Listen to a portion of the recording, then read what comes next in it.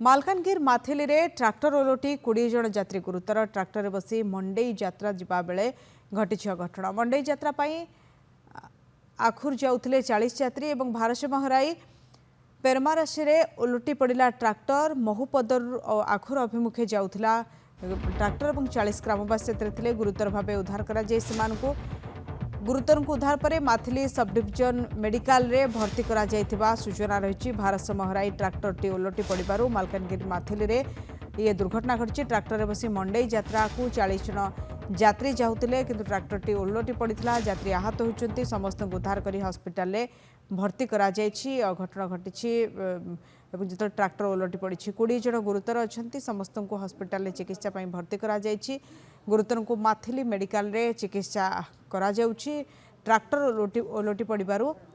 20 जन यात्री गुरुतर भाव आहत होती 40 जन यात्री जाऊले। ललित कुमार बेहरा माथिली रिपोर्टर आम सहित जोड़ी होती। ललित केमती एवं क्यों परिस्थिति ट्राक्टर टी ओलटी पड़ा केते जन यात्री गुरुतर वर्तमान सुधा अच्छा? शुभलक्ष्मी ये हूँ माथली ब्लॉक अंतर्गत मोपदर ग्रामर से 30 रु 40 जन यात्री एक ट्राक्टर जगे मालकानगिरी ब्लॉक उड़ुबा को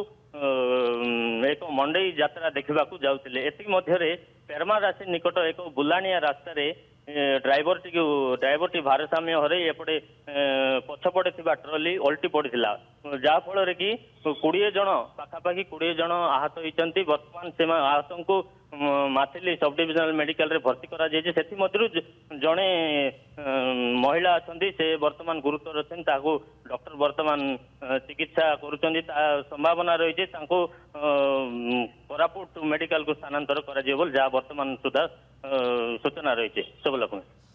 धन्यवाद ललित आपन आलोचना बहुत बहुत धन्यवाद।